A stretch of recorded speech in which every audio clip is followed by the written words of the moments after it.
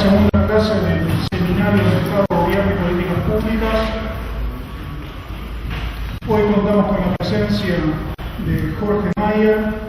Jorge es el actual director de la carrera de Ciencia Política de la Universidad de Buenos Aires. Es profesor titular de Instituciones Políticas y Procesos Gubernamentales y profesor adjunto de Teoría Sociológica de la carrera.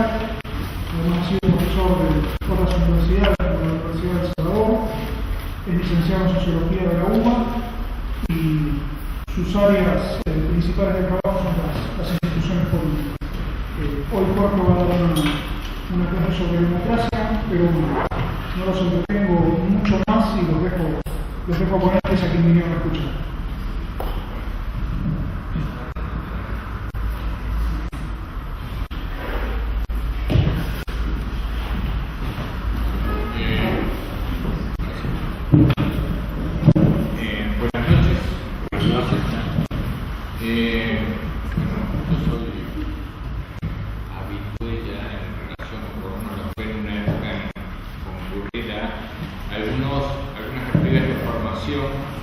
Política. En principio, el programa de actividades establece que vamos a tratar de charlar y discutir acerca del tema de la democracia. Uno podría pensar a simple vista que no es un tema que dé para mucha discusión o debate. Porque existe dentro del sentido común una idea, todos tenemos dentro de nuestro sentido común algún tipo de idea acerca de qué es la democracia. Existe una convención en relación a qué llamamos democracia. Así todos decimos, que determinado estado es democrático, que otro estado no es democrático, y intentamos, ponernos de acuerdo, llegar a acuerdos en relación a eso. En términos generales, todos los textos que analizan la democracia aluden a algún tipo de organización política o sistema de toma de decisiones en el cual las decisiones están en manos de la mayoría de los muchos. Esa sería la definición etimológica de democracia, es decir, en contra de lo que sería la aristocracia, que sería el gobierno de los pocos. La democracia sería el gobierno de los muchos. Luego se entiende que esto puede ser el gobierno de la mayoría o el gobierno de la totalidad de una comunidad representada en algún caso por la mayoría.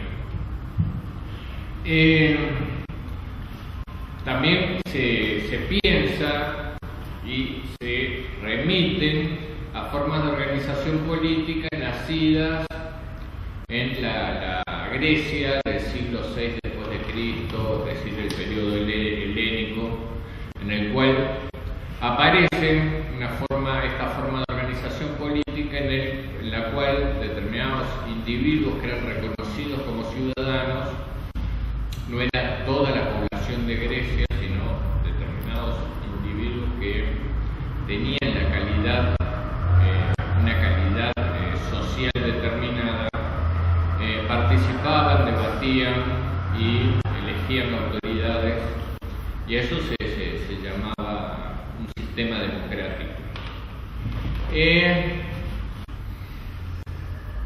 A partir de eso, la democracia griega siempre fue una referencia en cuanto a qué es lo que se entiende por democracia. En términos generales, hoy nos sería muy difícil encontrar algo que se pareciese a eso. Es decir, nadie, no existe, ni a nosotros nos pasa, no existe ningún Estado en ningún país del mundo el hecho de que los ciudadanos participen en forma permanente en la toma de decisiones gubernamentales. Eso está más o menos claro. Apenas, ocasionalmente, cada 4 años, concurrimos a votar. En la medida que concurrimos a votar y elegimos autoridades, se entiende, pasamos a entender que ese es un sistema democrático. Así como la democracia pensada como el gobierno de los muchos, el gobierno de todos, etcétera, es bastante lejano a esta posibilidad, ¿no es cierto? Nosotros difícilmente nos sintamos soberanos en relación al ejercicio del gobierno de nuestro país, y lo mismo debe suceder en casi todas las naciones que se llaman democráticas.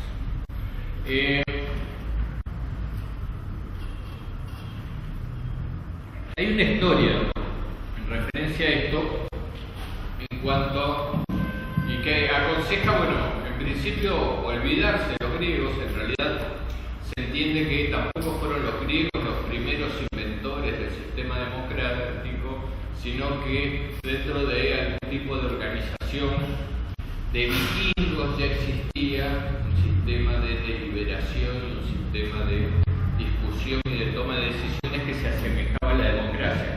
Igualmente, más allá del término que se importó de aquella época, la realidad que viven las naciones en general se aleja mucho de que el gobierno de todos sea efectivamente eso.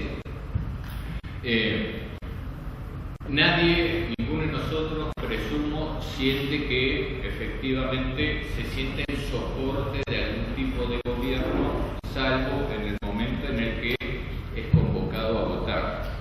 Y en muy salvadas, en muy contadas situaciones posteriores en ese rol. A la vez, la evolución de la democracia ha hecho que necesariamente se piense que justamente quienes componen un Estado-nación comparten una condición común, que son iguales ante el Estado, ante la ley, porque tienen los mismos derechos y las mismas potestades.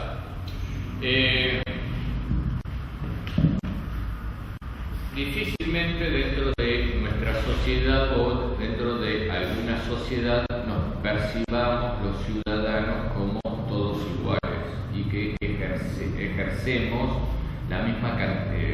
el mismo tipo de presión y el mismo tipo de influencia sobre el Estado en forma absolutamente normal. O sea, entre una persona que está absolutamente desposeída, que carece de medios, de educación, etc., y un potente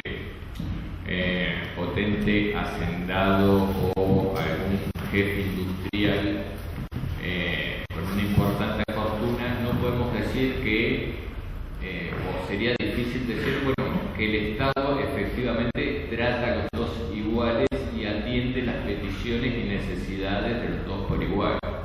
Es decir, la capacidad de influir sobre el Estado es diferencial.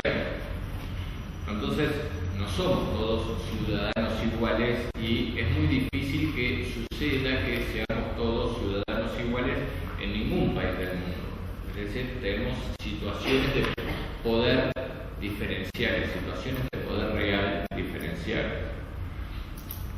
A partir de esto es que el gobierno, bueno, que supuestamente genera el pueblo para elegir una autoridad, se da bajo el supuesto de que todos los individuos son iguales, y esto parece que efectivamente no es así. A partir de consideraciones como estas es que nos empezamos a plantear lo que es la democracia. Bueno, si es el gobierno de muchos, bueno, no son muchos los que ejercen el gobierno efectivamente. Si es el gobierno en base al cual se basa que todos los individuos son iguales ante la ley, bueno, efectivamente esto tampoco sucede. Entonces, este concepto de democracia ha evolucionado y se ha modernizado en algún sentido. Vamos a tratar de explicar mínimamente cómo aparecen las democracias, lo que se llaman democracias concretas.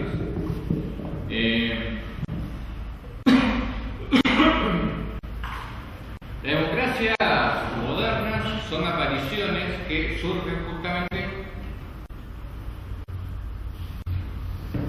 luego de la crisis del periodo feudal y con la aparición del capitalismo industrial.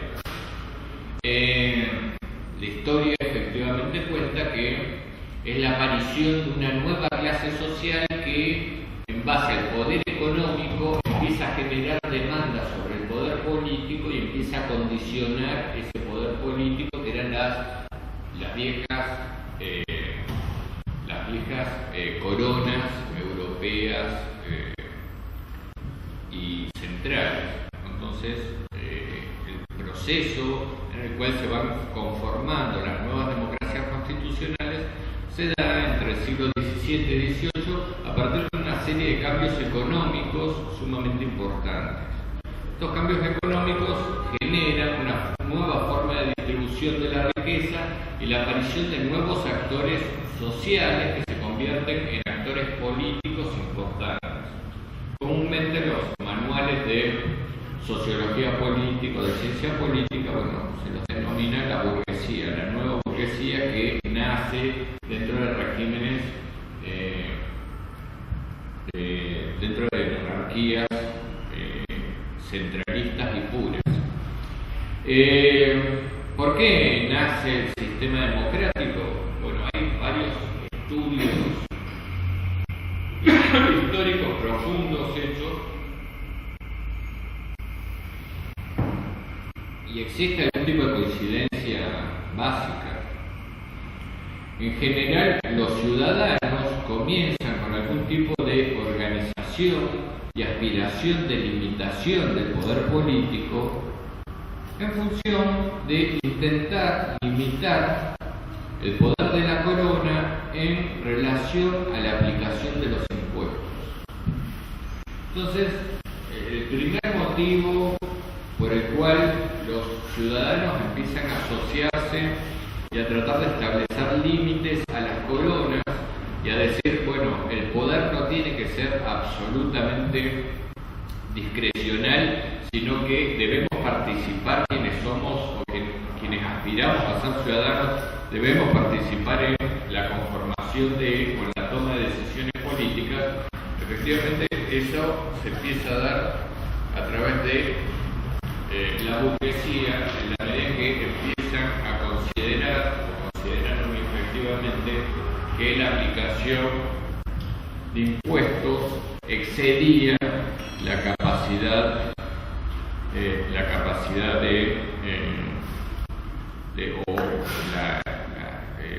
el ánimo de tributar hacia el gobierno.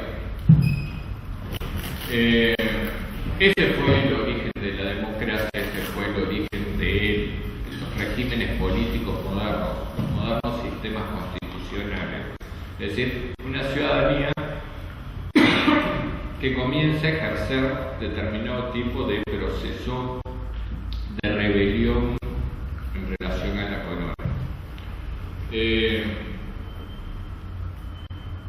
Este tipo de conflictos no se tienen que minimizar, porque así como este tipo de rebeliones fue característico, por ejemplo, en la Revolución Gloriosa en 1688 en Inglaterra, va a ser determinante en Francia en 1789 y en 1776 va a ser efectivamente importante y relevante en el movimiento emancipador de los Estados Unidos con respecto a la corona inglesa,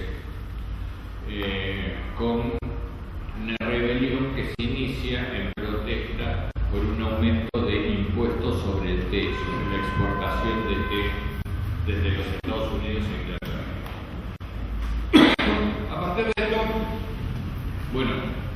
el origen del sistema democrático, las modernas democracias constitucionales, comienza por una defensa de intereses bastante concretos, bastante materiales. Es decir, hoy muchos de nosotros vivimos la democracia como un ideal, como un principio, como una vocación, como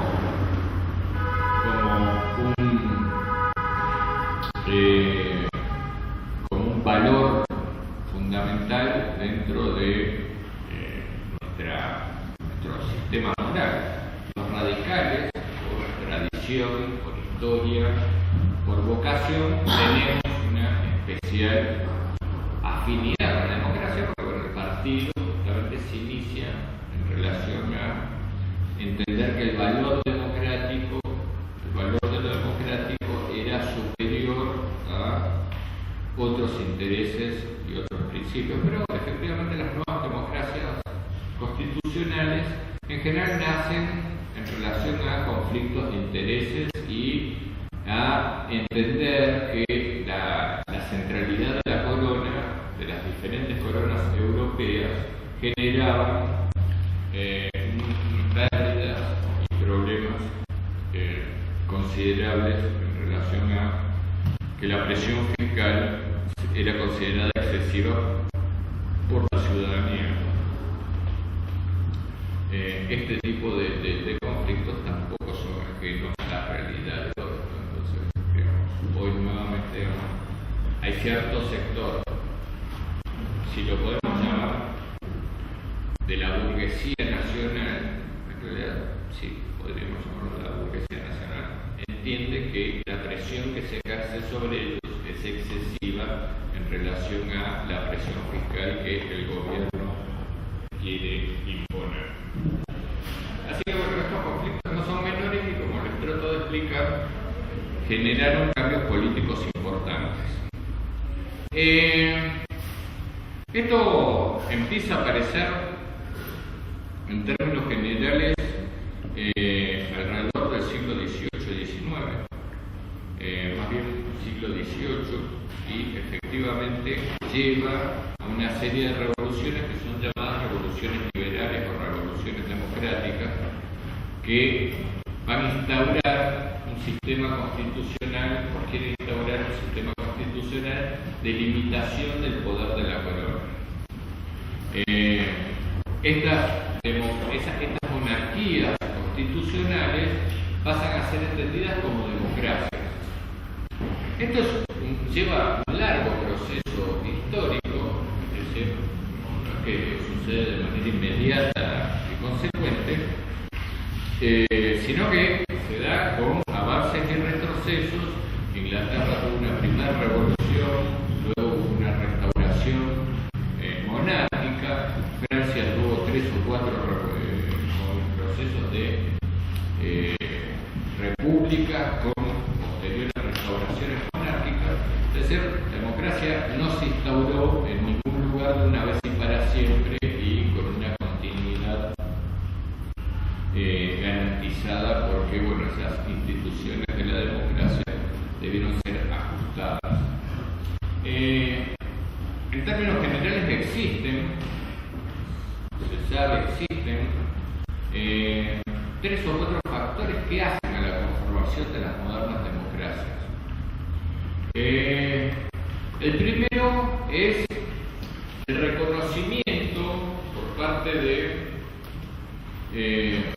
del Estado del derecho a la rebelión, es decir, la rebelión ante el derecho injusto. Este es un principio que empieza a legitimarse con la Revolución Gloriosa en Inglaterra, 1688. Este es un principio básico del sistema democrático y de la evolución de los sistemas políticos. Es decir, existe un derecho a la rebelión que puede ser ejercido por la ciudadanía en la medida en que el derecho agrede principios elementales de su existencia. El segundo está tomado, este segundo principio que compone las bases de la democracia, está tomado en una institución medieval que eran los viejos gremios medievales, y está referido a los fueros, a determinado ámbito de la vida, de la acción de las personas,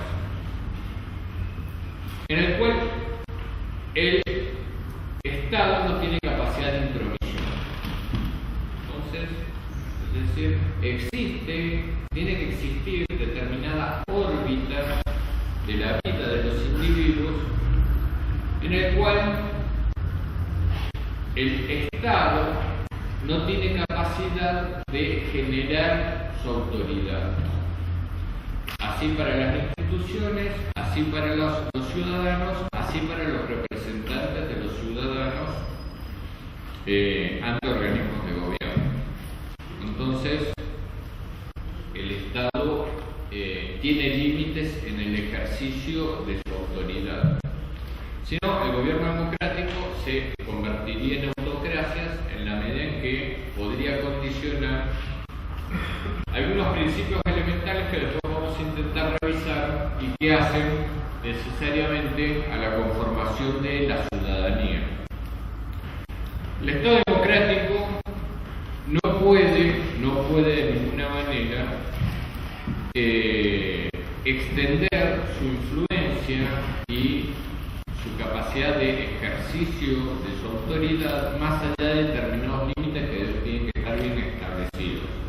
En términos generales, dentro de las constituciones modernas, estos límites están en aquello que se llaman garantías constitucionales, es decir, la primera parte de la Constitución, en el cual se ponen requisitos en función de cuáles son los requisitos necesarios como para que el Estado pueda llevar adelante el ejercicio de su autoridad y cuáles son los ámbitos de la vida individual, de la vida privada de los individuos en el cual el Estado no tiene ningún tipo de intromisión. En general se ha visto que efectivamente, históricamente, desde que nacen las democracias, los estados modernos, es muy difícil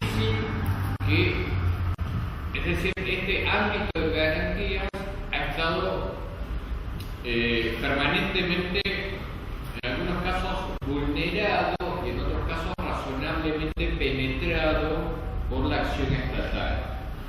Es difícil encontrar algo en el cual el Estado ya no tenga una órbita de autoridad efectiva. Pero se puede entender que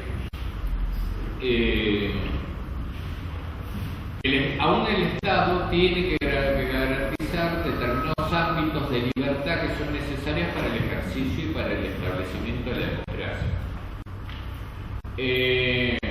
Estos tienen que ser elementos tales como la libertad de conciencia, la libertad de pensamiento,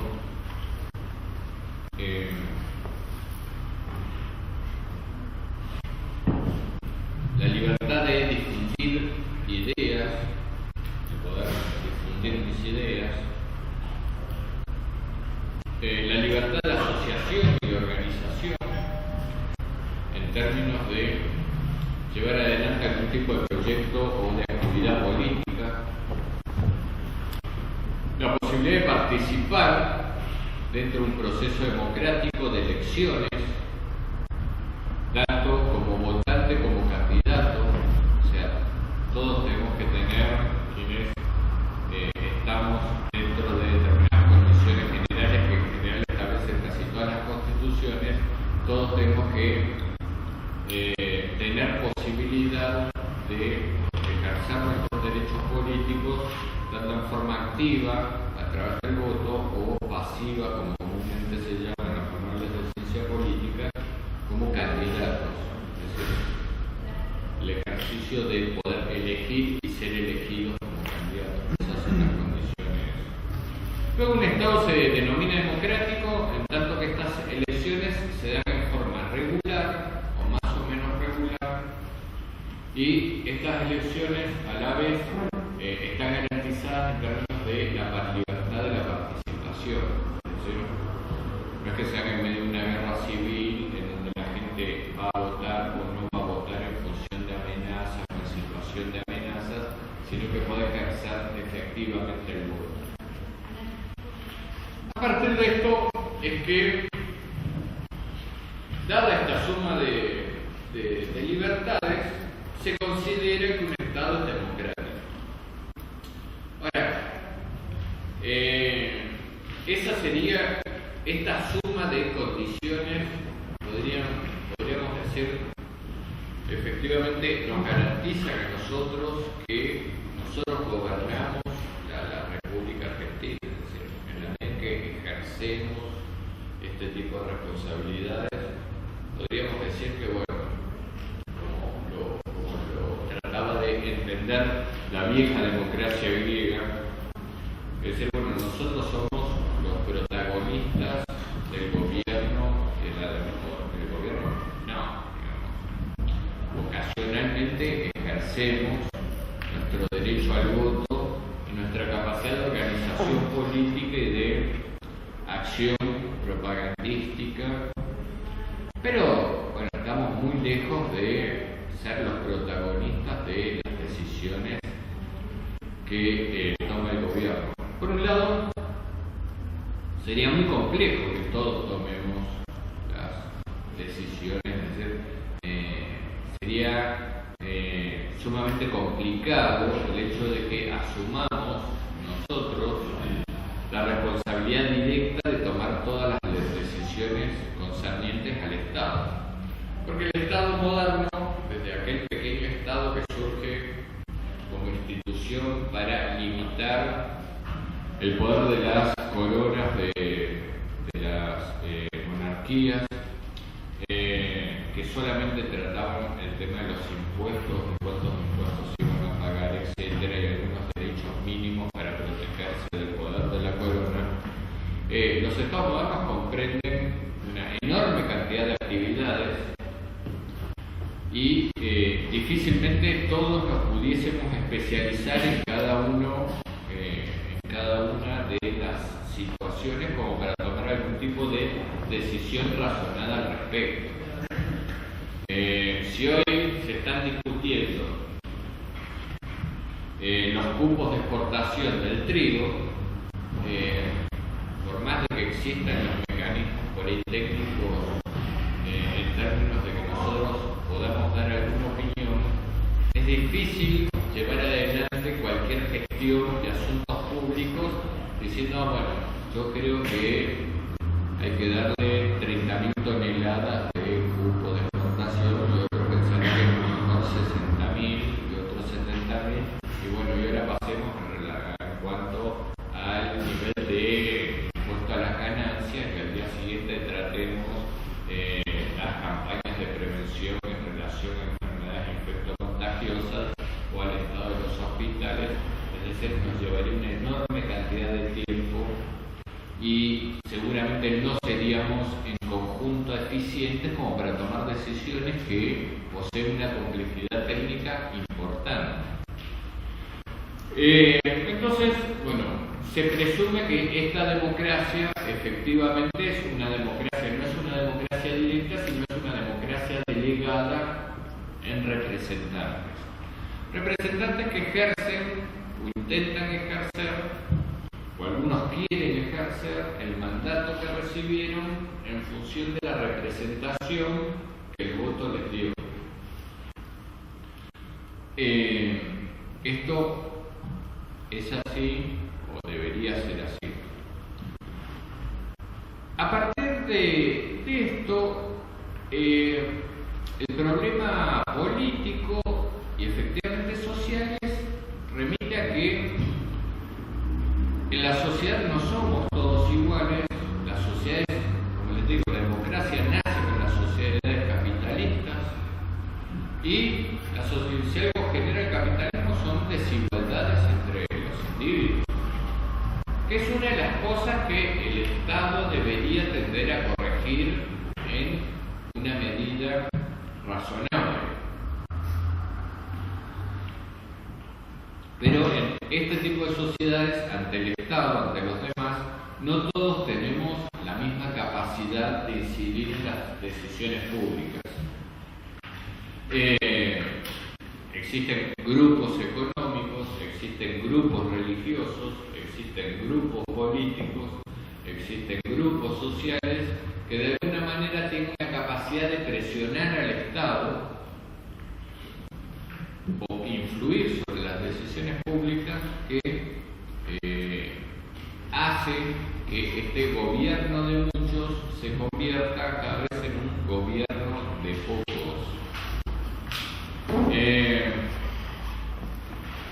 No hay que ser ingenuo, es decir, entre mi opinión sobre determinado tema y grupo Clarín, o en relación al grupo Techín, o en relación al grupo de las personas cercanas al presidente, evidentemente el peso de las opiniones y la capacidad de incidir en las acciones es diferencial. No todos influimos de la misma manera. Esto es lo que quiere decir que no dejamos de llamarnos un Estado democrático, pero que efectivamente el gobierno de muchos es el gobierno en términos generales de muchos que pueden influir dentro de las decisiones públicas.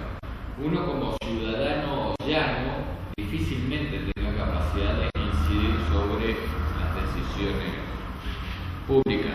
Diferentes escalas de ciudadanos difícilmente tengan capacidad de incidir sobre las decisiones públicas. Y escalas de ciudadanos no solo me refiero a una escala económica, sino también a una escala educativa. Entonces, si alguno de nosotros somos víctimas de algún tipo de abuso policial, posiblemente logremos, aunque sería difícil, logremos algún tipo de condena en relación o algún tipo de sanción en relación a aquella persona o aquel funcionario que ejerció el abuso. Una persona que carece absolutamente de educación posiblemente sea materia de abusos sistemáticos sin que existan ese tipo de o pueda llegar a ejercer los derechos que las leyes y la Constitución le otorgan.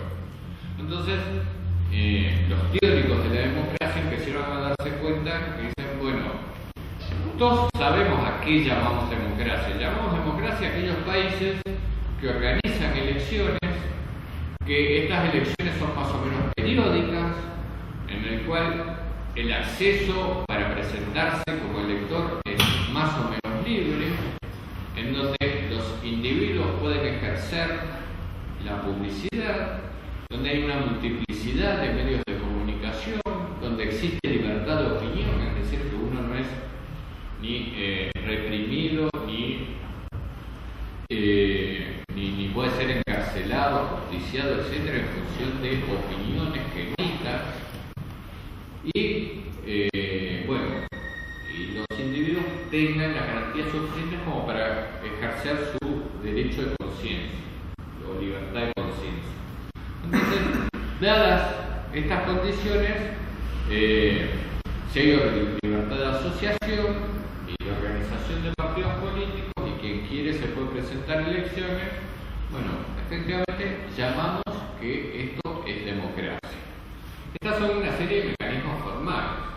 Nadie va a creer, ni en ningún país del mundo se va a creer que quienes ejercen el gobierno son los muchos o todos aquellos quienes poseen algún tipo de ciudadanía. En todos los gobiernos constitucionales, en todas las democracias constitucionales, es decir, sería pecar de formalismo entender que, en la medida en que todos votamos y que le elegimos a nuestros representantes, estamos ejerciendo el gobierno. No, digamos, el gobierno es como otra cosa. Las precondiciones para que podamos llamar un país democrático son estas que les mencioné: derechos individuales y derechos políticos que debe tener la ciudadanía. Pero efectivamente hay que reconocer que el poder dentro de las democracias constitucionales modernas está distribuido en muchos lados. Y por lo menos este pasa a ser efectivamente una garantía de las modernas democracias de masas. Es decir, las modernas democracias de masas efectivamente ejercen su dominio, ejercen su poder a través de la organización de grupos económicos, grupos políticos, grupos religiosos, y efectivamente el juego del poder y el juego del gobierno está dado en función de esos grandes grupos. A partir de eso es que nosotros nos vemos obligados en relación a intentar incidir en las decisiones públicas a buscar formas formas organizativas que de alguna manera nos defiendan y nos representen ante el Estado. A partir de eso es que formamos parte de un partido político, formamos parte de algún tipo de asociación de consumidores, formamos parte de algún tipo de asociación civil, de algún tipo de cooperadora o organización no gubernamental, y es a través de este tipo de organizaciones en los cuales la ciudadanía trata de ejercer o de incidir, ejercer algún tipo de influencia, de incidir en las opiniones, en las decisiones públicas. Es decir, el individuo cada vez se siente más lejano del poder y sabe, en términos generales, es consciente que su capacidad de incidir en las decisiones del gobierno se da a través de nuevas organizaciones, que en general, no en todos los casos, pero que en general poseen algún tipo de base democrática. Esto es importante, pero ¿qué es lo que sucede? Las grandes organizaciones de todo nivel de organización empieza a generar necesariamente cuerpos burocráticos que son los que sostienen esa organización. Y ese pasa a ser el problema más sustancial dentro de las organizaciones sociales. Es decir, sería casi imposible la organización del ámbito de lo público sin la existencia de burocracias que administren de alguna manera o que organicen esas diferentes organizaciones sociales.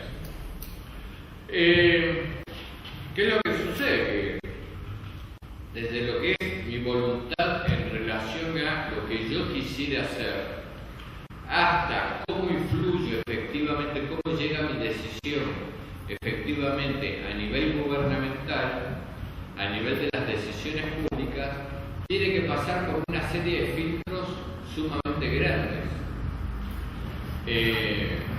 Entonces, a mí me gustaría, no sé,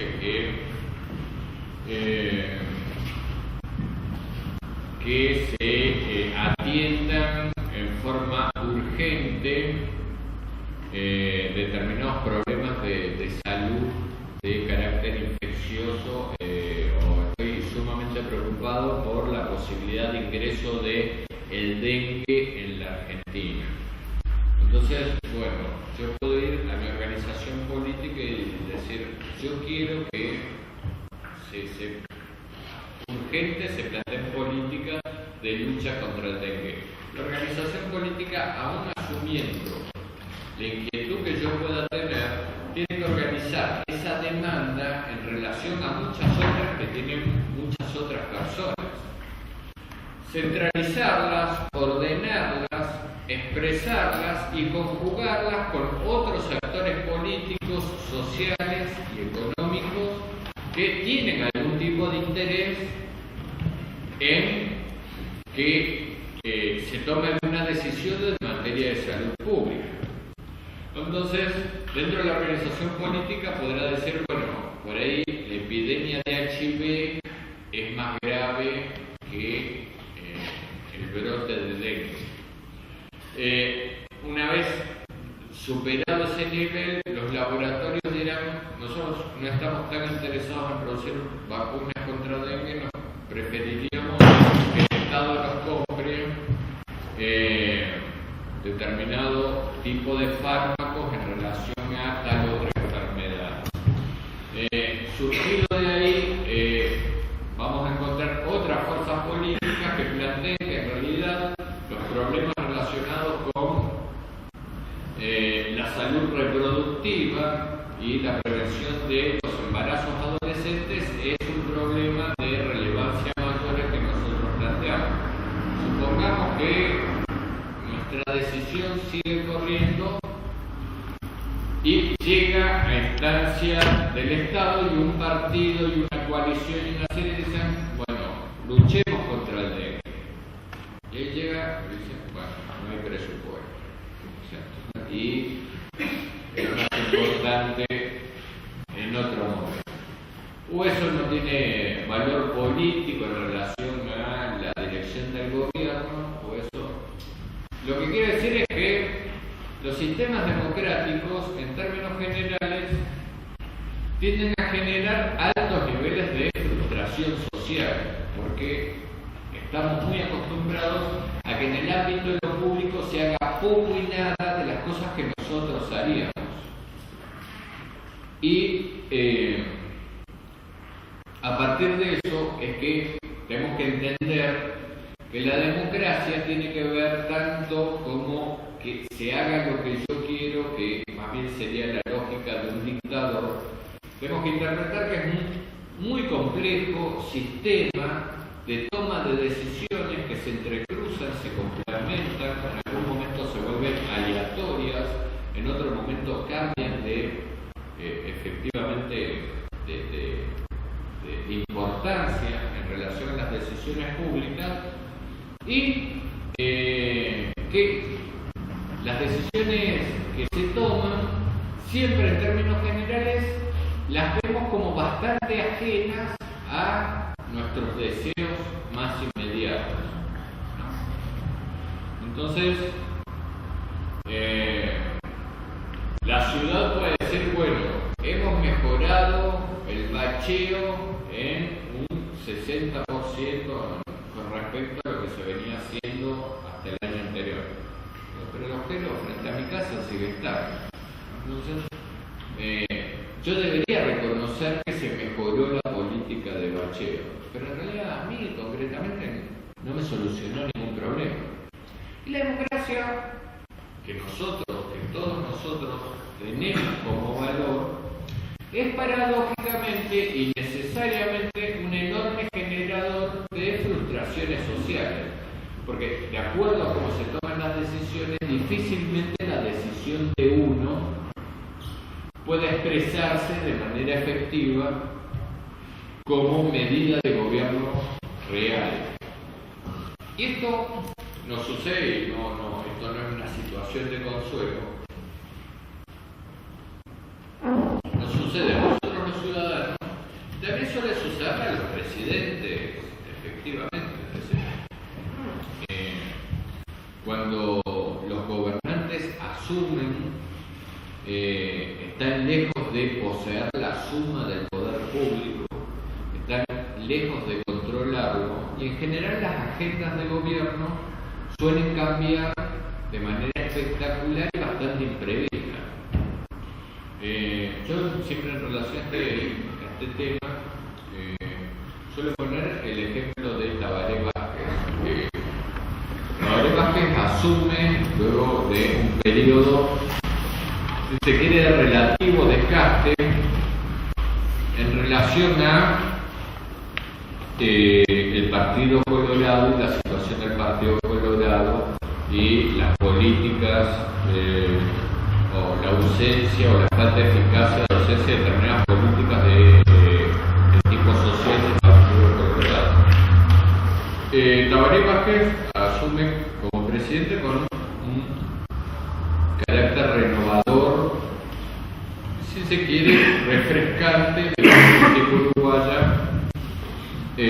para cambiar la matriz de las políticas que se habían dado en el momento. Resulta que, efectivamente, todo el gobierno de Tabaré Vázquez está referido al problema de las papeleras. Y su único tema de agenda es el tema de las papeleras, que le ha enfermado la cabeza desde que asumió. Y sabe que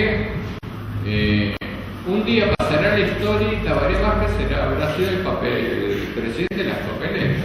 Y su gestión va a ser evaluada en función de si quedaron las papeleras, o sea, toda la preparación de político en relación a los cambios sociales, políticos, a la gestión del gobierno, a la administración, etcétera, se va a morir como va a terminar su mandato, se va a morir y va a quedar en una buena cantidad de ideas y de principios que alguna vez tuvo, y en realidad pasará a la historia por ser el presidente de que dan las papeleras, que pudieron funcionar las papeleras, cosa que Uruguay le va a retribuir, digamos, beneficios económicos importantes. Pero ese es un claro ejemplo.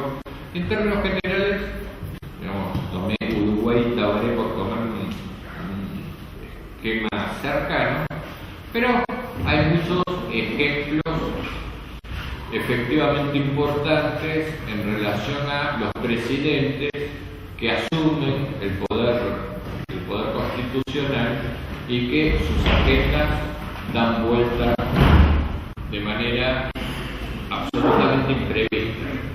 Con esto lo que estoy tratando de explicar es que el manejo de lo público difícilmente está relacionado con elecciones personales, porque esas elecciones personales pasan por tantos filtros que la vida pública pasa a tener una lógica que está muy disociada de las voluntades o de las preferencias de los individuos. Otro caso clásico dentro de la literatura de la ciencia política es el caso de John Fitzgerald Kennedy.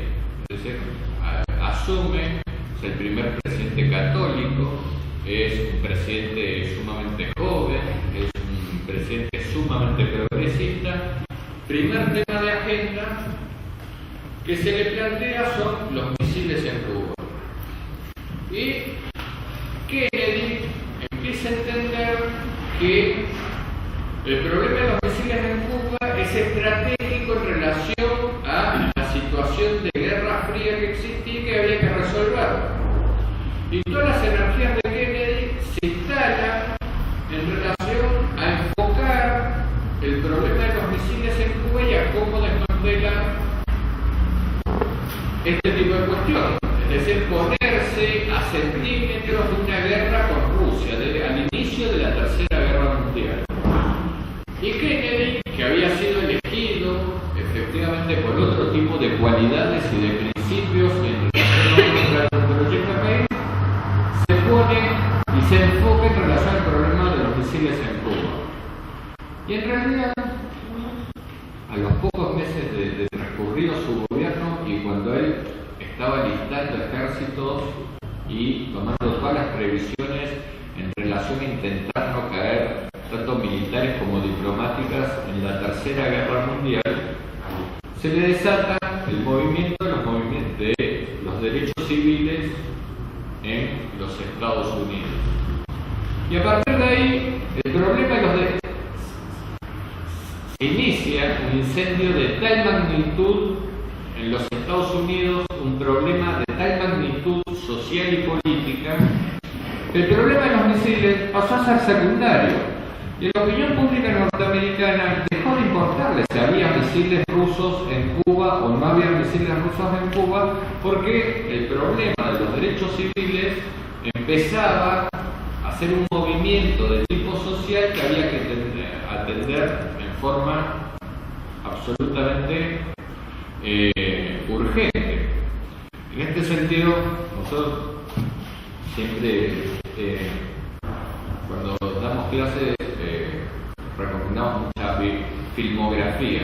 Entonces, si hay una película que es especialmente gráfica, es Mississippi Indiana, además es muy buena película en relación a cómo un presidente de los Estados Unidos tiene que cambiar, pegar un golpe de timón y efectivamente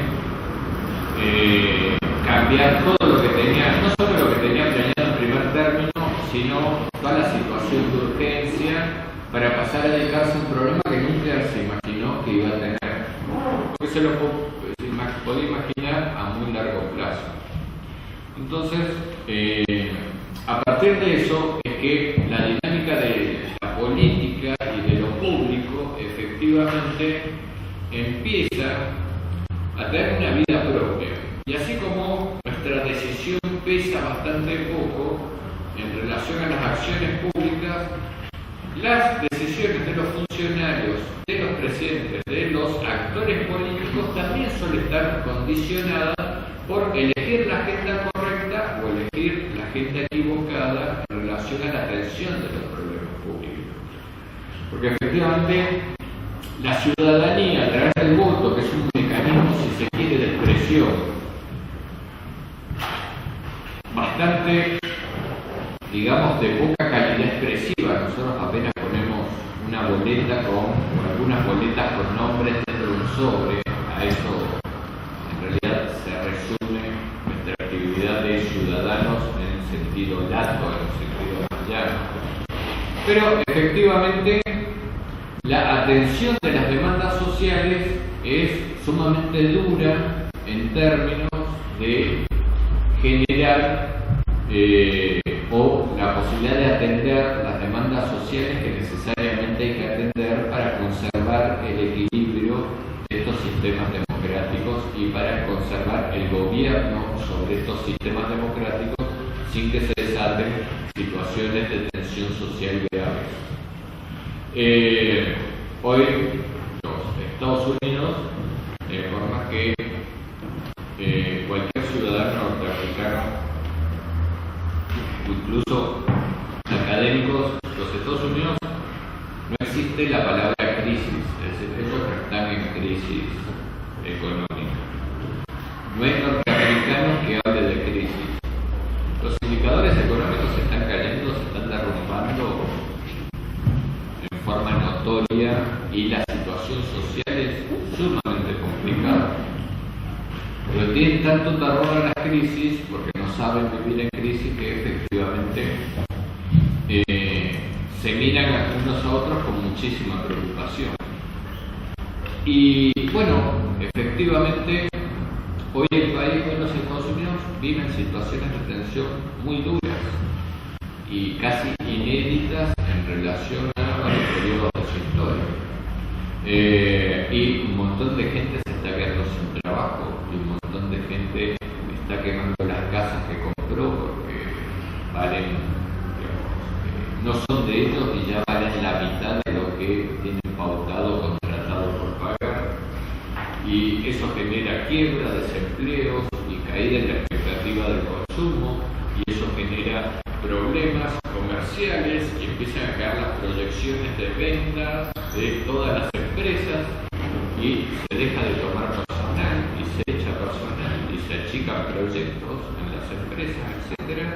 Y todo eso empieza a generar una inercia que es común a todos los procesos económicos, es decir, cuando uno sale de una recesión, la mejora relativa tiende a potenciarse por sí misma, porque las expectativas de mejora, digamos, tienden a multiplicarse.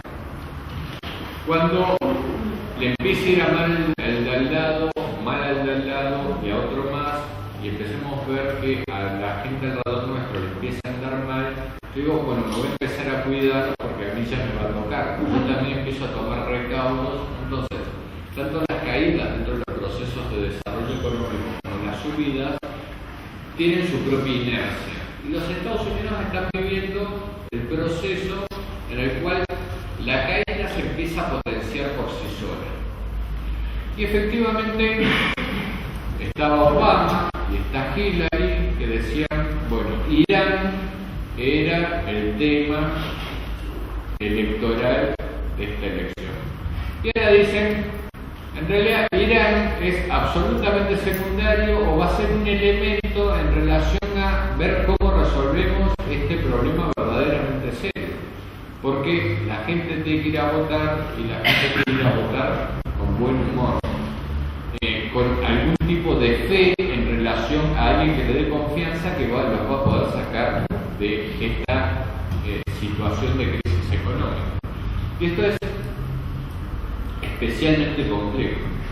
Por esto quería plantearles sencillamente el tema que la democracia no es el gobierno de todos. La democracia tiende a ser, dentro de las decisiones de la democracia, en general son pocos actores los que intervienen. No es el gobierno de una persona, si no sería una autocracia, y muchas veces termina siendo el gobierno de nadie o el gobierno por sí mismo, es decir, uno actuando de acuerdo a lo que entiende que son circunstancias que delimitan mucho las capacidades de decisión. Esto es quizá lo que nos deja como valor el sistema democrático, es que nosotros en relación al poder político poseemos un ámbito de defensa de nuestra autonomía, de nuestra capacidad de pensar, de opinar, de organizarnos, de expresarnos, de participar en diferentes tipos de elecciones, y ese es quizás el principal elemento que hace al gobierno democrático, es decir, la defensa de cierto ámbito de autonomía. Por otro lado, para sostener este cierto ámbito de autonomía existen constituciones, esquemas constitucionales que limitan o que controlan el ejercicio del poder político. Y este ejercicio del poder político tiene que estar limitado por determinados mecanismos que establecen una constitución, una ley. Ahora, ¿cuál es el problema? En términos generales, la letra de la Constitución no se hace respetar por sí misma. Es decir, si la Constitución dice, bueno,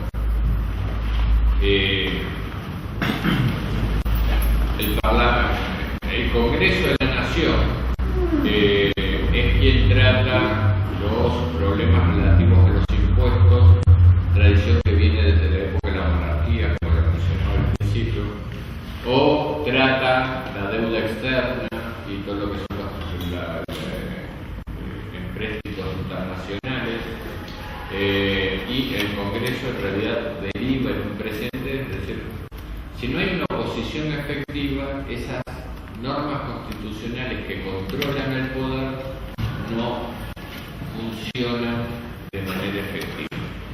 Es decir, que la letra constitucional no limita el poder por sí mismo, porque está escrito en algún lado. Quien tiene que llevar a que esa letra que en algún lado está escrita se cumpla son fuerzas políticas efectivas. Es decir, el equilibrio de poderes y el control del poder político no está dado porque en algún lado está escrito que determinadas cosas no se deben hacer, sino porque tienen que existir fuerzas políticas concretas, efectivas, que lleven a cabo ese ejercicio de control. Si no, digamos, cualquier persona estaría tentada a desconocer esos principios. Es así que la existencia de fuerzas políticas poderosas, vigorosas, opositoras al gobierno, son necesarias en la medida que son estas quienes efectivamente marcan los límites del ejercicio del poder. Si no es así, efectivamente es muy difícil que esto se lleve a cabo. A partir de esto es que el panorama de las democracias es que tenemos ciudadanos, que los ciudadanos tenemos una serie de garantías propias que nos hacen ciudadanos, que la posibilidad de que esas garantías se cumplan es muy variable entre los ciudadanos. No somos todos iguales ante la ley, no somos todos iguales ante el Estado. Somos formalmente iguales ante la ley, somos formalmente iguales ante el Estado, pero efectivamente no lo somos, la realidad es que no lo somos.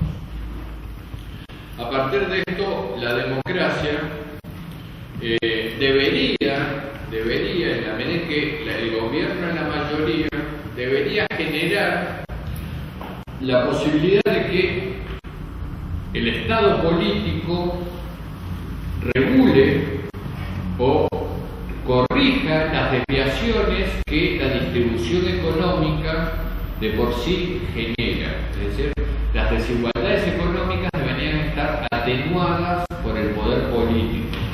Esto hace lógica, es decir, cómo está distribuida la riqueza en un país o en este país, deberíamos entender que los representantes del pueblo deberían pugnar porque esa riqueza esté mejor distribuida entre los habitantes, es decir, que vivamos todos un poco mejor. Por ahí, sobre todo quizá los que menos tienen, que mejoren su condición de vida. Y en términos generales las democracias no generan eso, o sea, no nos vuelven más necesariamente más iguales. Y no solo la democracia argentina, sino en el mundo no generan ese tipo de fenómenos. Esto está, si se quiere, muy bien explicado en un texto que es un clásico de la ciencia política, no sé si está incluido en la bibliografía, pero se lo recomiendo, que es de Bobbio, y que es un texto que se llama Las promesas no cumplidas de la democracia. Es decir, la democracia debería, como mecanismo, llevar una mejora de la sociedad en general. Lo que más o menos se da muestra es que el poder económico sigue, de alguna manera, deformando al poder político, que no se ha generado un poder político lo suficientemente fuerte como para torcer el poder económico existente. Y a partir de eso, ni siquiera, o en consecuencia de esto, ni siquiera nos logra igualarnos en términos de ciudadanos. Es decir, no todos poseemos la misma capacidad de presión o los mismos privilegios a cuestiones elementales. Quedó fuera del sistema educativo. La educación es gratuita en la Argentina y ha sido a través de la historia argentina un motor fundamental en relación a los procesos de movilidad social. Y cuando digo esto es hacernos a los ciudadanos más iguales entre nosotros, que tengamos las mismas probabilidades de acceder a los beneficios sociales. Hoy el problema es que se nos ha caído una enorme cantidad de gente que ha quedado fuera y que el hecho de que la educación sea gratuita no es necesariamente ni por una condición suficiente como para que estos sectores sociales se incorporen. El sistema de salud pública está igualmente desbordado y está igualmente deteriorado. Los niveles de segmentación social hacia abajo se hacen cada vez más graves. Las posibilidades de ascenso de la clase media en términos de consolidar su situación, etc., es cada vez más complicado. Y ese tipo de frustración efectivamente se ve. Y a partir de eso es que suele suceder que los periodos de relativa bonanza económica, todos nos tendremos a olvidar un poco de la política y a dedicarnos más bien a nuestras actividades profesionales, comerciales, o lo que fuere. Y todo está bien porque más o menos no hay miseria o no aparece la miseria alrededor nuestro. El tema es que efectivamente son dentro de esos periodos en donde se generan desequilibrios dentro del sistema político y esquemas de crisis política y de la aplicación de una serie de políticas que nos vuelven cada vez más desiguales y más lejanos del ideal democrático. A partir de esto es que debemos entender que el problema de la democracia política presume necesariamente la idea de un sistema político que nos vuelva crecientemente más iguales y que podamos disfrutar de manera más pareja de los beneficios sociales que una sociedad determinada tiene. Esto no se da. No se da en la democracia argentina y en términos generales no se da en ninguna democracia. Es decir, las sociedades capitalistas de estos estados democráticos son crecientemente desiguales. En la Argentina esas desigualdades están amplificadas, eso también es cierto, pero no salimos de la lógica general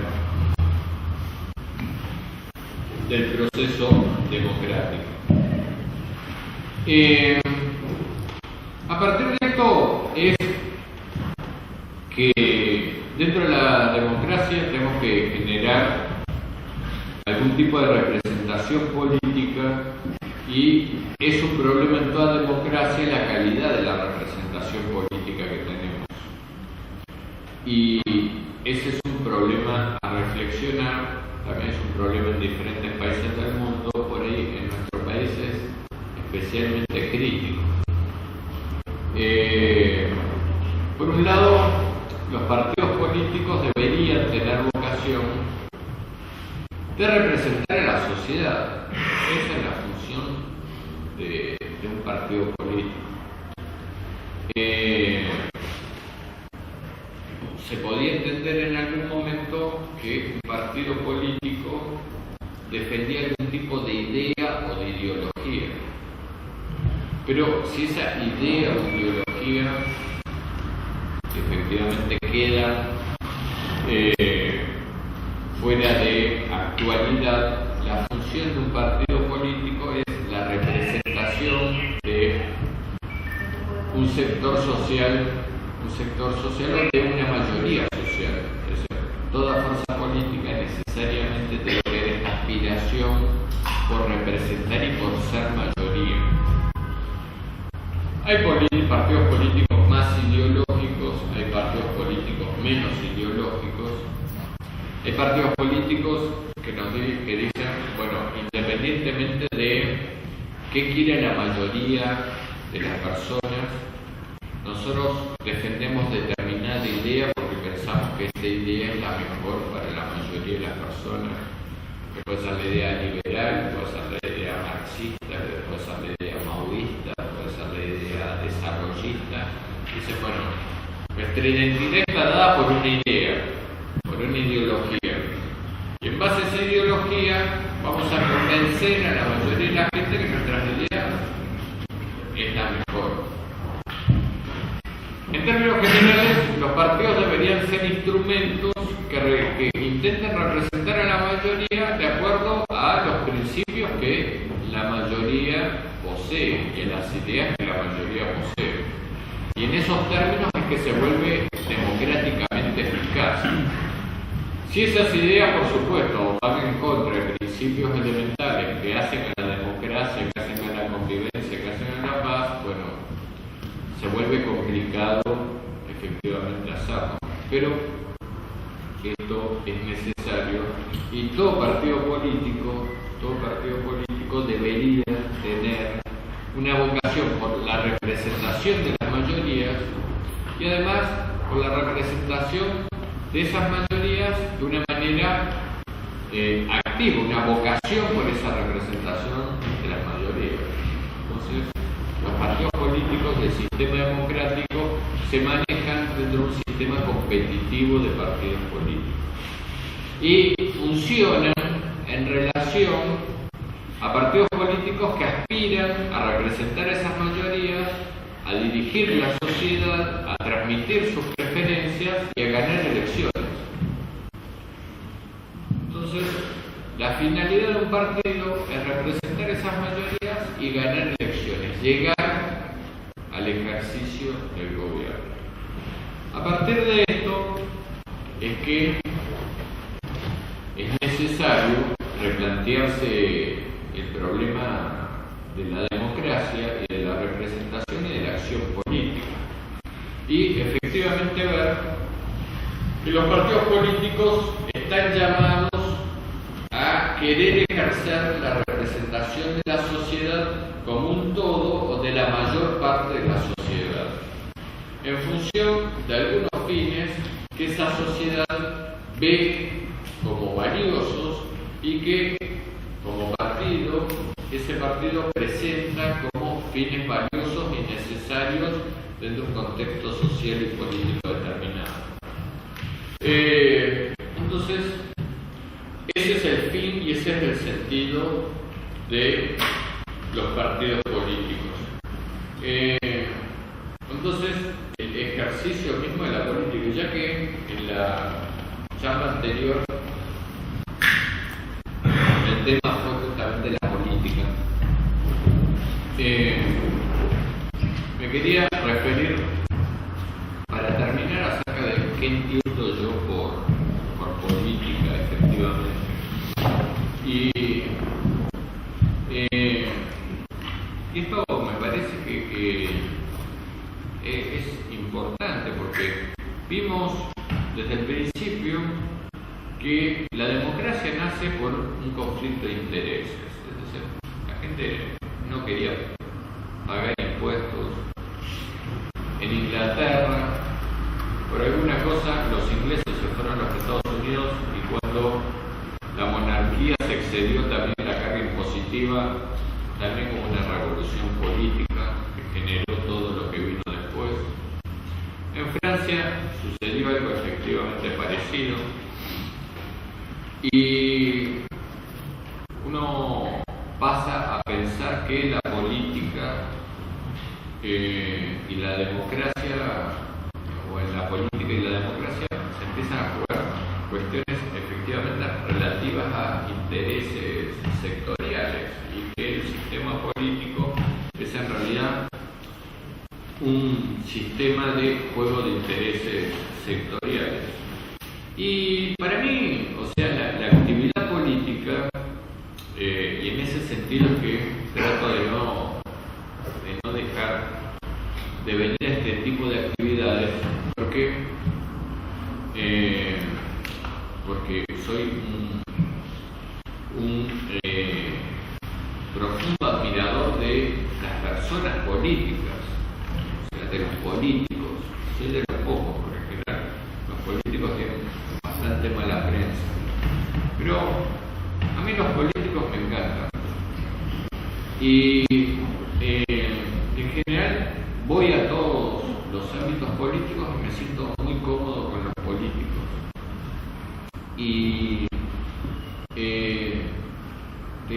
en algún momento, en las primeras lecturas sobre sociología política, leí un autor, a Max Weber, que agarraba, y él también era un sociólogo que le encantaba la política, que iba muy mal en la política, en el ejercicio de la política práctica, pero era un gran sociólogo. Entonces compartimos los gustos con Weber, no las capacidades, porque efectivamente era un genio. Y Weber agarraba y decía, la política es el elemento más sagrado que existe en una sociedad, porque está vinculado, en realidad Weber está tomando una referencia de El Príncipe Maquiavelo, es decir, Weber dice, la política y la función básica del político es aquel que es capaz de hacer que la gente crea en algo. Y la función de un político es hacer creer. Entonces, por ahí la función de un vendedor también es hacer creer que la licuadora que está ofreciendo es la mejor. Pero eso se extingue en el proceso de la compra de la licuadora.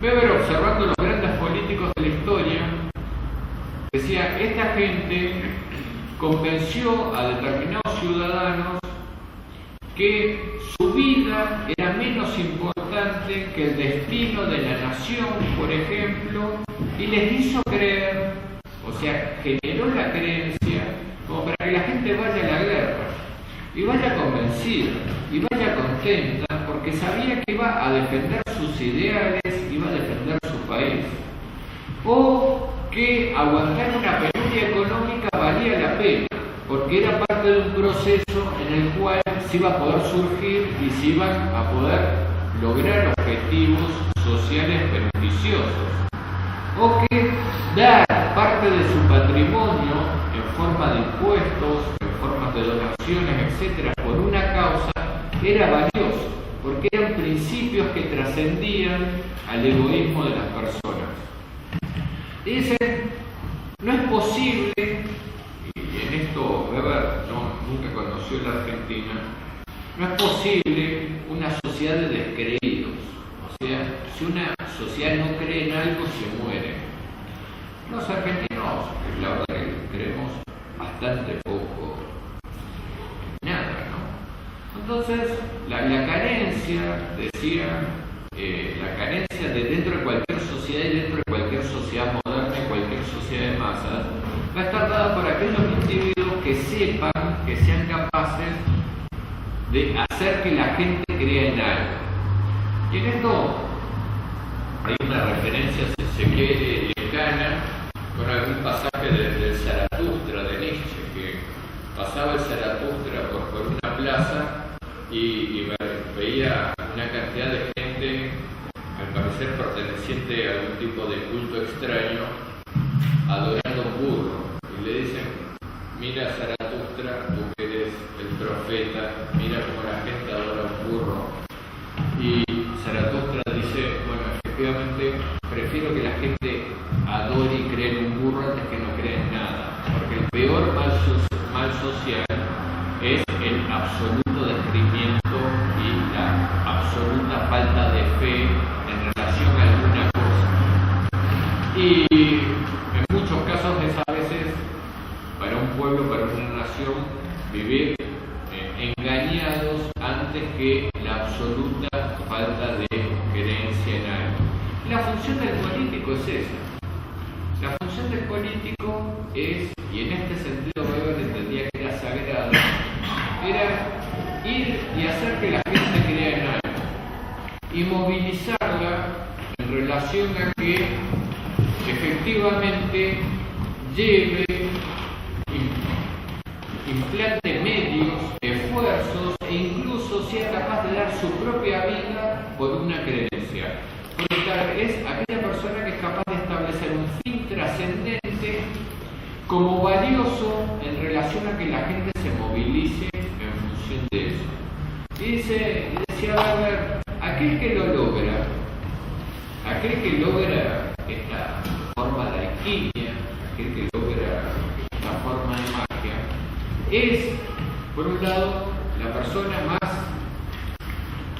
más digna de respeto y de honor porque cumple con la función social más elemental que existe y más necesaria y más sagrada que existe dentro de las nuevas sociedades de masas, que es que la gente efectivamente crea, que crea en algo. Y está en ustedes, en los políticos, el hecho de devolverle la credibilidad a la gente a través de los medios que mejor se le ocurran, mejor sepan cultivar y mejor sepan expresar ante cada uno de los ámbitos en los cuales cada uno de nosotros hacemos mucha o poca política.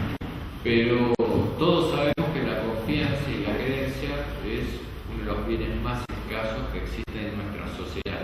Y solamente vamos a hacer una sociedad justamente cuando empecemos a coincidir y a acumular en creencias y entender que esas creencias pueden transformar el mundo, el país y muchísimas cosas.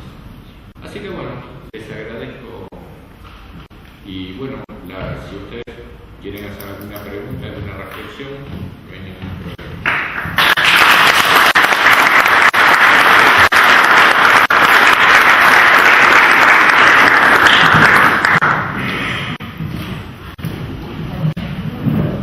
Vamos a empezar con una rueda de preguntas y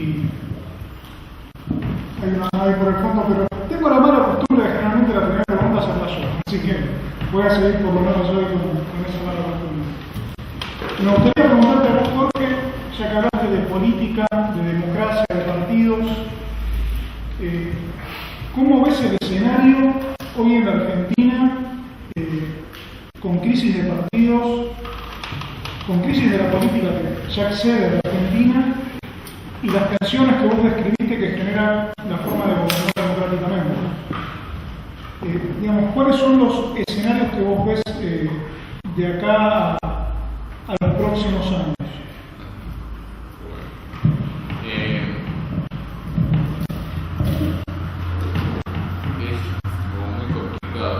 Pero vamos.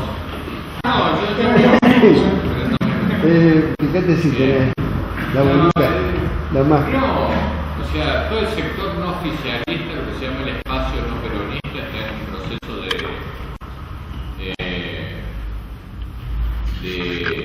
dispersión importante. Es complicado eso.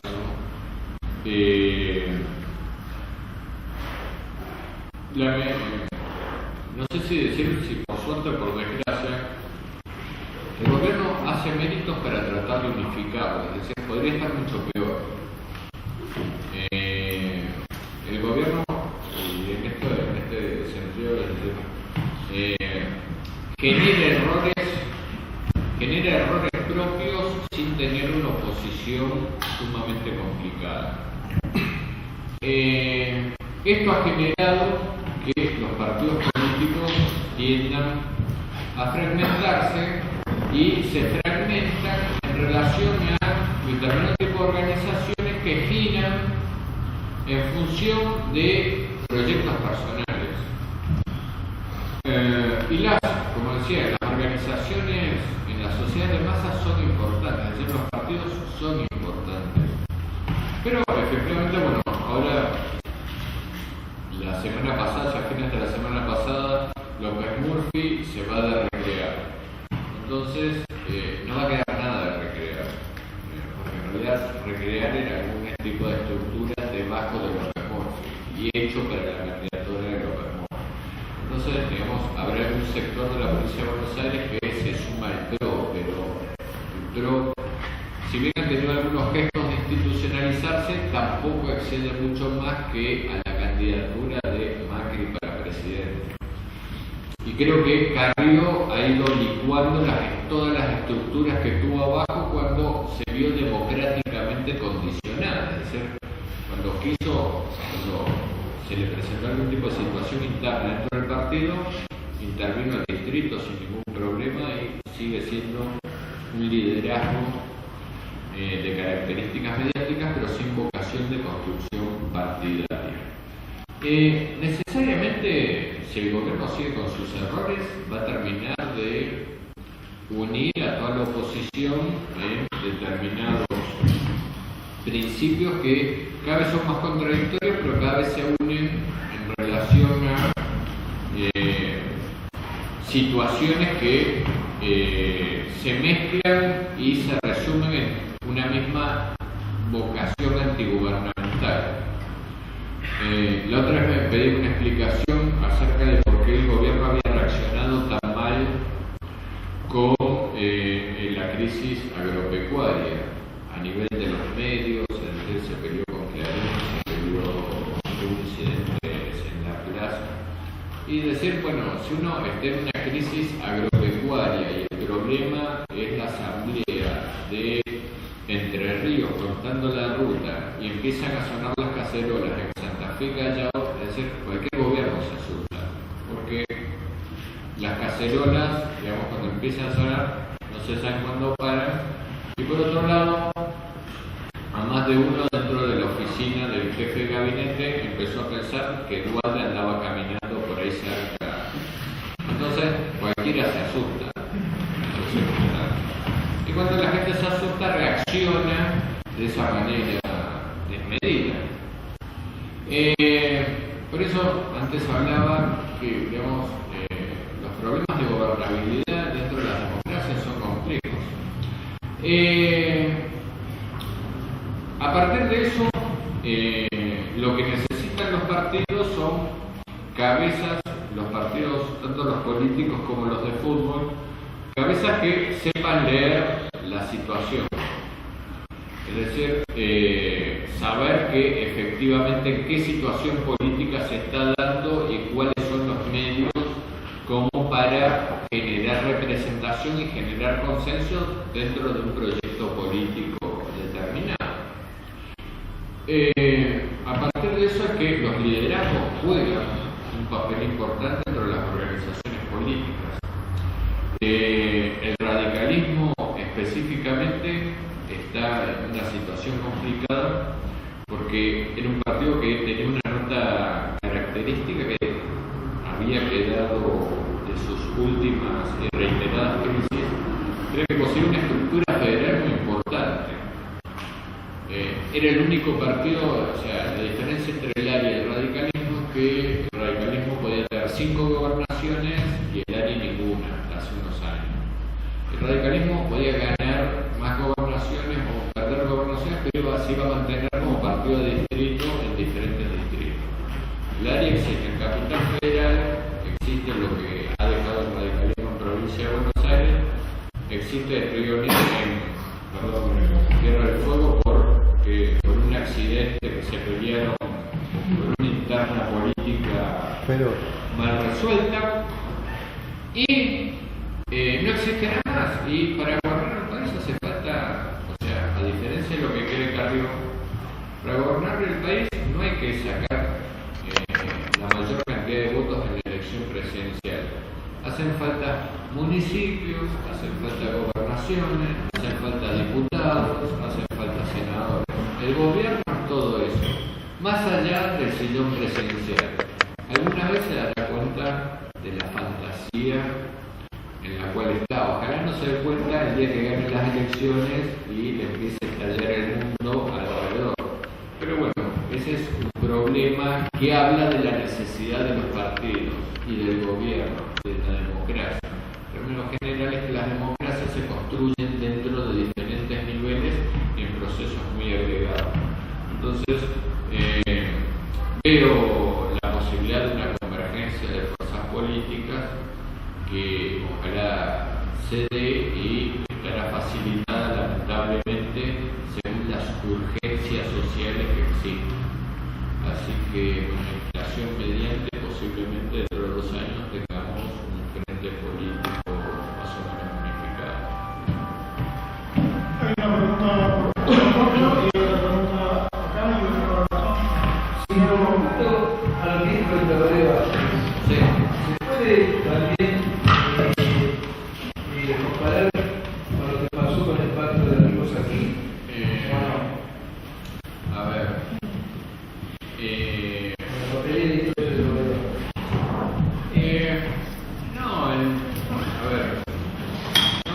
el tema es que cuando uno asume como presidente, lo que yo planteaba es que los presidentes no hacen, difícilmente hagan lo que tienen pensado hacer.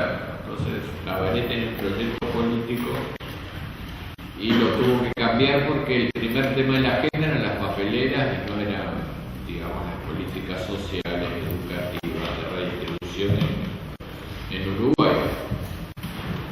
En relación al problema del Pacto de Olivos, es un tema complejo porque, bueno, efectivamente se daba ahí un presidente que estaba en muy buena situación desde el punto de vista de un país que estaba en muy buena situación, presidente que estaba en muy buena situación política porque existían buenas condiciones económicas, la gente estaba muy contenta y extrema los límites del ámbito constitucional. Y la elección era o negociar con el presidente o ser lo suficientemente audaz como para llegar a una situación que podía llevar a una crisis social y política muy profunda. Se tomó una de las opciones. Yo no podría decir qué hubiese pasado si se hubiese tomado la otra. Entonces, bueno, se tomó una de esas opciones. La historia desde el punto de vista de la ciencia siempre tiene razón, la historia es la definición correcta, eso es bueno tomarlo como principio personal y con las historias personales. Entonces, es difícil juzgar el Pacto de Olivos en relación a qué hubiese pasado si no se hacía. De hecho, lo que sí se puede observar efectivamente es que el Partido Radical perdió un nivel de credibilidad y de confianza importante. Entonces, que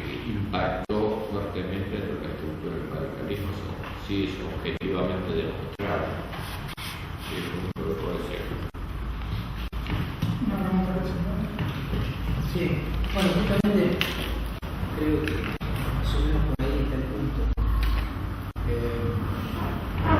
Ese esfuerzo imaginativo que hacía para contestar la primera pregunta. El asunto es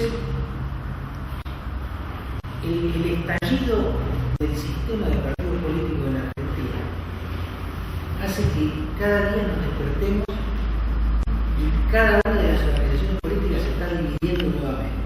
Cada una de las fuerzas internas que componen a alguno de los partidos políticos se está dividiendo nuevamente. Entonces, con un oficialismo que está haciendo grandes esfuerzos por hacerlo todo mal, que la oposición no tenga la posibilidad de organizar 3 o 4 ideas, fuerzas alrededor de las cuales juntarse y comenzar a articular una tarea de oposición que facilite de alguna manera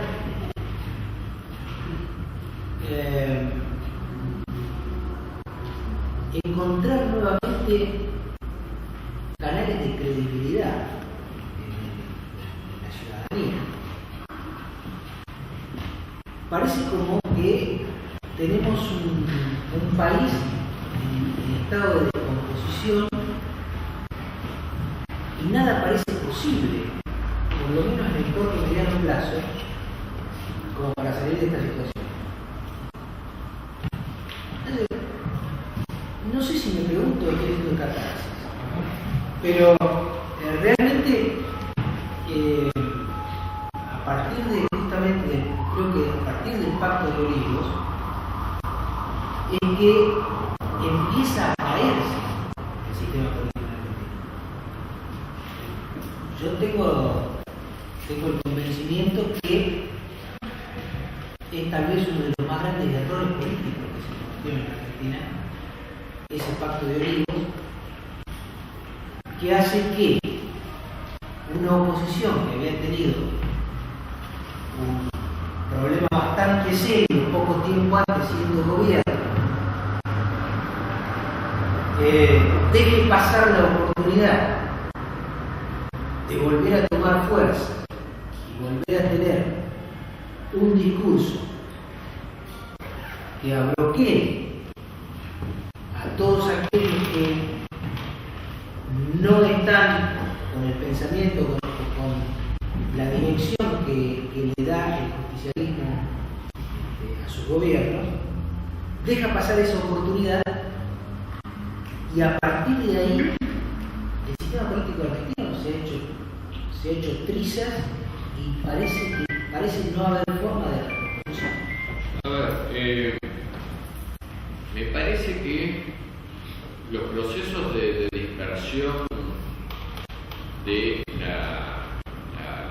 en la política argentina efectivamente se están dando, es decir,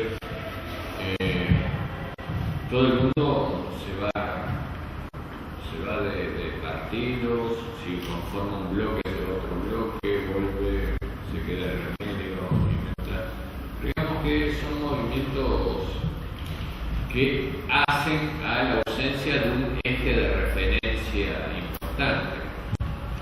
Entonces, el problema es justamente 3 o 4 ideas fuerzas, ahí está el secreto de todo, que primero sepa definirlos y segundo tiene que ser alguien que sea creíble para la gente en relación a que efectivamente esos principios se va a ser consecuente con esos principios, lo que por lo menos prometa un desarrollo coherente de la situación sin un ejercicio de la violencia simbólica como el que suele apelar el gobierno a cada momento. Entonces, el problema es justamente la falta de credibilidad, donde se establece un eje en relación a hacerse creíble de que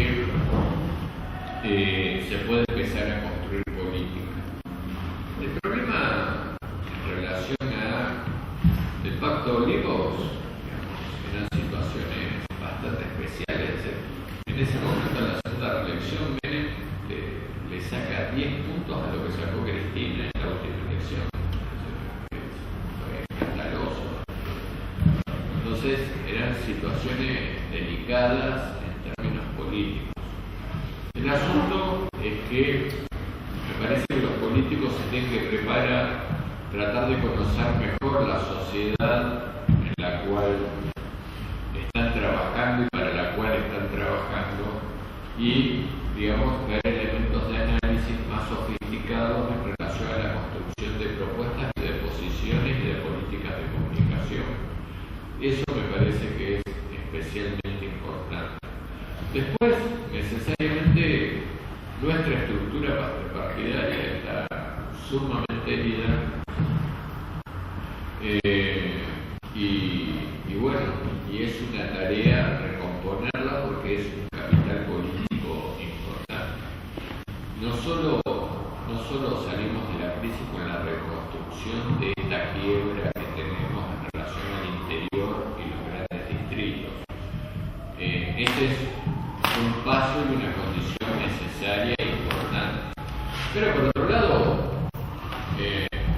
entiendo que el radicalismo tiene que volver a ser un proyecto, un partido con vocación de mayoría, porque ya no tiene sentido, no tiene razón de ser. Y efectivamente, es decir, en tanto que lo recupere, es que va a adquirir y va a volver a dar la función social que debe tener el radicalismo. Entonces,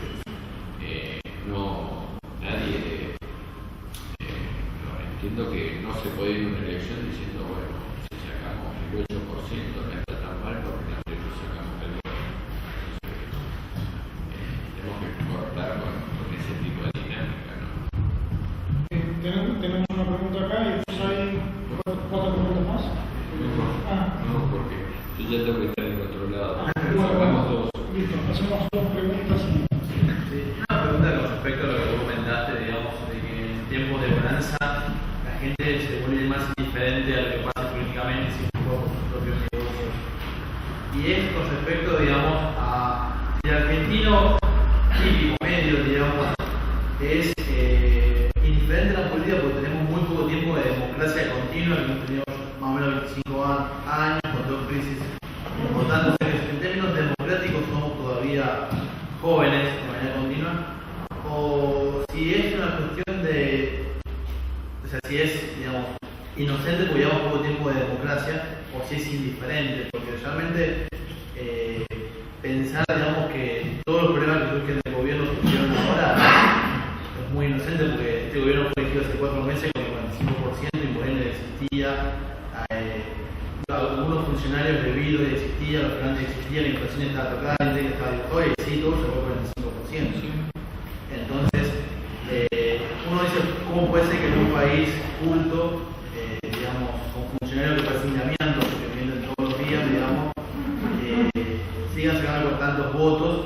Y uno empieza a pensar que, digamos, el electorado es indiferente de este tipo de cosas porque realmente se da por vencido, digamos, que el sistema es así, de que juegan todo esto, o vos lo ves porque realmente somos una democracia en términos jóvenes todavía y todo un proceso de aprendizaje y de, digamos, de aprendizaje racional del votante. A ver, no, creo que llevamos unos cuantos años de democracia y creo que todas las lecciones que aprendemos no las aprendemos sin dolor y sin consecuencias muy graves. A ver, ganó el gobierno con el 45% de los votos y con 6 años o 5 años de crecimiento del PBI al 9%. Efectivamente, no hay gobierno que pierda las elecciones con una economía que crece al 9%. No hay gobierno en el mundo que pierda las elecciones. Hay un problema que sí es claro, es decir, en el último año posiblemente el crecimiento de cualquier asalariado, el crecimiento económico de cualquier asalariado ya sea negativo.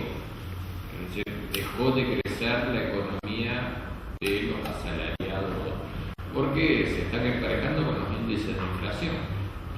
y la posibilidad de mantener alineados los ingresos con el crecimiento de la inflación va a llevar a que la gente deje de estar tan contenta como estaba hace un año atrás, porque al gobierno, cada vez que intenta reequilibrar las demandas salariales, los índices de inflación se van a tender a empujar hacia arriba.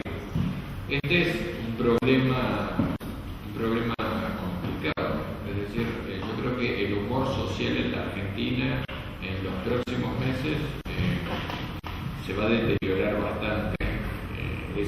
No es un deseo para nada, me parece que es una visión absolutamente objetiva y la que no, pero cuando, vuelvo a repetir, si se cortan las rutas en Entre Ríos y las cacerolas suenan en Caballito y en Palermo, algo está pasando.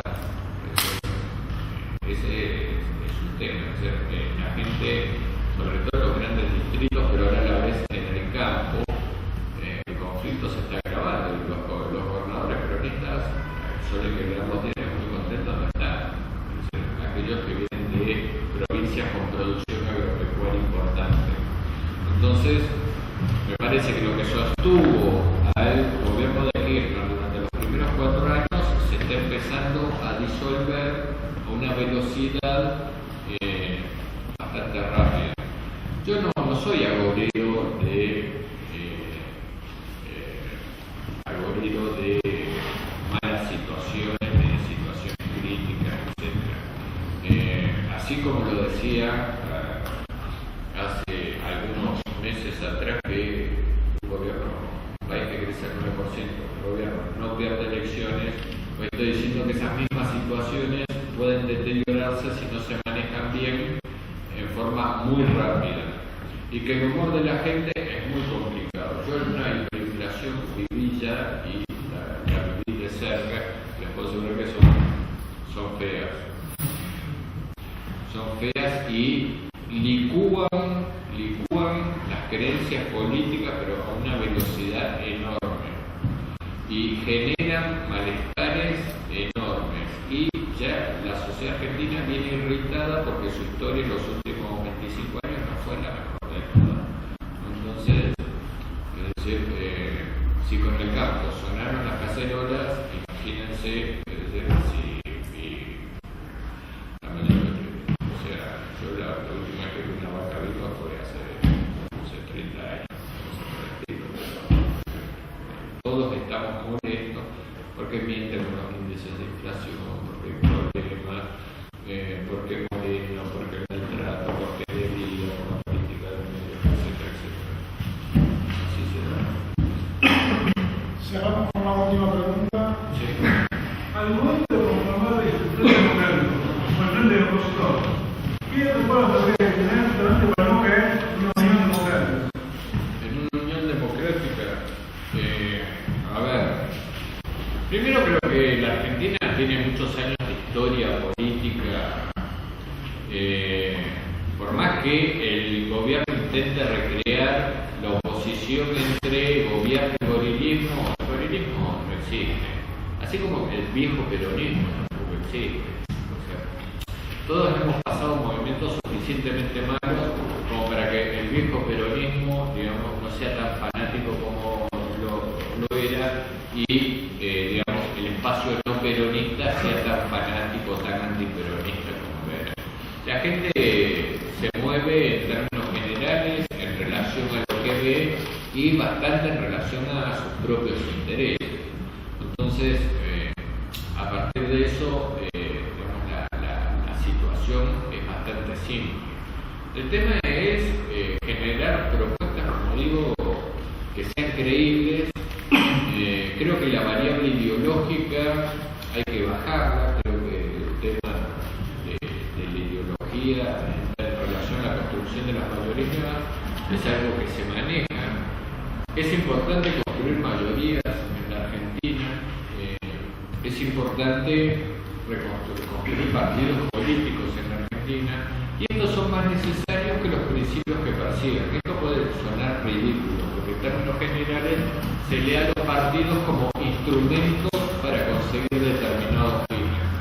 Los partidos políticos son fines en sí mismos, porque cuando las crisis se presentan, quienes pueden resolverlas no somos una cantidad de ciudadanos desarticulados, son los partidos políticos quienes pueden intervenir en forma eficiente en salvar una crisis compleja y en sostener la gobernabilidad democrática.